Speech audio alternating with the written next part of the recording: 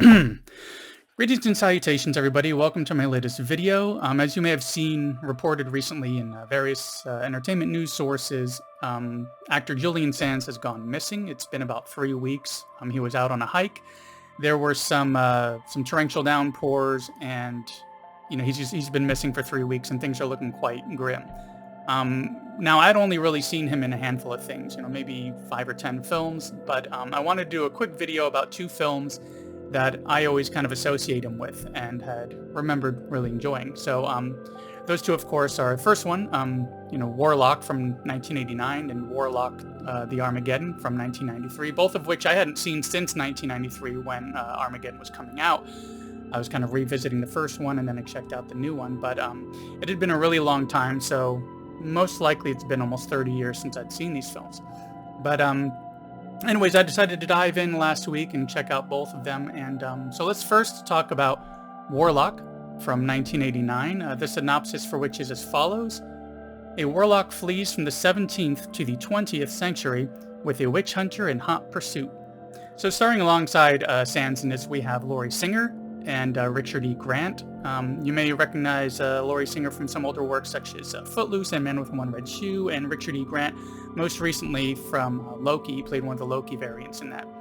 But honestly, this one was a lot of fun after so many years, but my only thought was, where is the Warlock? Because honestly, this revisit made me feel that this is more of a Richard E. Grant and Laurie Singer film than Julian Sands. I believe that this actually works well with who his character is, this evil, stoic, powerful, and mysterious kind of character. A predator who is slowly working his way toward his goal, which is to work on the devil's behalf in bringing about the undoing of all creation. So I'd forgotten a lot of this film, but slowly as I was rewatching it, much of that was kind of coming back, and I was starting to slowly remember certain scenes as they were unfolding.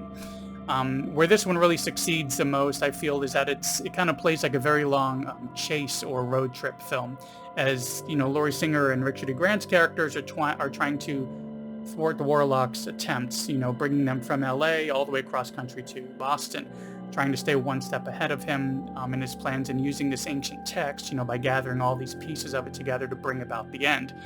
So, we get some really interesting things happening along the way, a lot of, witchcraft stuff worked into it, a lot of, lore, and, so we get some items or some situations such as a warlock casting spells, causing one of the characters to age 20 years every day that passes, creating a flying potion with something that's kind of a gross way that he went about it.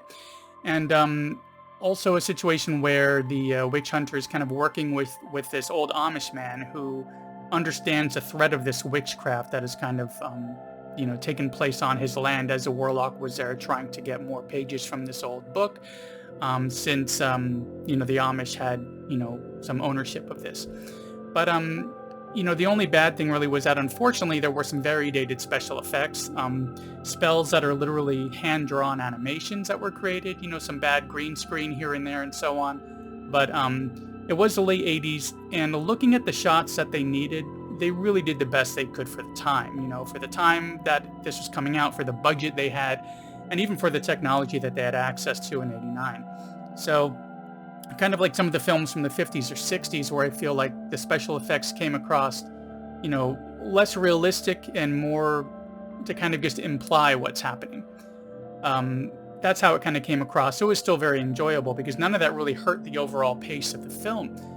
Everything just, you get rocketed right into what's going on, and it pulls you along the entire way, rarely even pausing or losing steam at all. It's just go, go, go the entire time. And is highly worth checking out. Even after all these years, even with some of those dated effects, I really enjoyed it thoroughly. So, next, Warlock The Armageddon from 1993. Well, that one, the only returning actor that we had was Julian Sands, but we get some more recognizable actors such as Paula Marshall, who I remember mainly from Hellraiser 3. We also get Chris Young, who, was in several things in the 90s, but I'd remember him most from The Great Outdoors. And Steve Kahn, who I believe was in all 4 of the Lethal Weapon movies, not to mention several others, throughout the 80s. This one also is directed by Anthony Wilcox, who had also directed, the mentioned Hellraiser 3 and one of my favorite old 80s horror films, Waxwork. So anyways, for this film, Warlock The Armageddon, the synopsis is as follows. An order of Druids train their children to battle an evil warlock determined to unleash Satan upon the world by bringing a collection of 5 mystic rune stones together. So that's a bit of a leap on this one. It really takes a whole other direction, it feels like. And the effects are still a little bit rough in this. At the beginning of it, our flashback to what these Druids were doing looks very dated. Dated than other things that had come out in '93 or even a couple years prior. It looks like some very early 80s kind of filming techniques and special effects with what really look like these little plastic jewels. Everything is fine with the acting, especially for the material that they had, but I feel like in this one, Julian Sands really comes back into the role even more evil and menacing, than he had previously in the first movie. Definitely more powerful and is literally reborn into a scene, like, disgustingly, which culminates with a very brief cameo from Zach Galligan of Gremlins and Waxwork fame. But anyways, Julian Sands in this one definitely came across much more like bigger than life, more threatening. So we don't have quite that same road trip kind of, that road trip and chase kind of feel that we had in the first film, but what we see instead is kind of from the other side of it. The Warlock trying to gather these jewels and working his way toward these Druid-descended characters, including some parents who are, part of this long line of Druids who had been preparing these kids, as mentioned in the synopsis, and are kind of guarding these jewels that they have. So while it succeeds in many ways, it's still a fun film. Mainly it succeeds because of Julian Sands. His portions really, really shine, but the overall story did keep slowing down, it felt like. It felt kind of random, like veering here and there.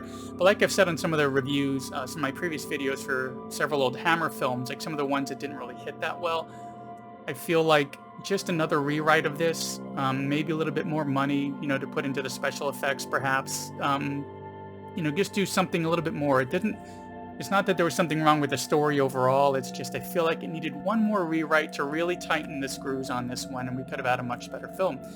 Now, it was still enjoyable, and I do feel that both of these are worth checking out, but it's that first one that really does shine, that even aside from the dated special effects, it's still a fun film, and it's definitely worth checking out, because I feel like Julian Sands has really owned this character, and it comes through in those films.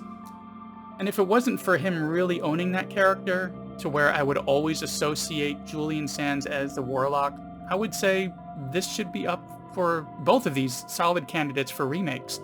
After all, it's been 30 years. 24 if we count Part 3, which came out in '99, but haven't seen it yet because it doesn't have Julian Sands in it. But there are a place for remakes, and this one's been long enough that I feel like it would be worth doing that remake. The only issue would be I would constantly be thinking of Julian Sands. The only actor I could think maybe taking on that role is that Jamie Campbell Bowers, the guy who played Vecna in Stranger Things, maybe taking on the role. So get on that, Hollywood. Anyways, it's just a bit of a somber closing because while I had been wanting to revisit these films for years, it kind of been on my list to check them out again. The reason why they came to mind over these past couple weeks was due to Julian Sands, basically being in the thoughts of many a film fan. Due to his disappearance, and I really do hope for the best. But anyways, that's about all I got for this one, and I will see you in the next one.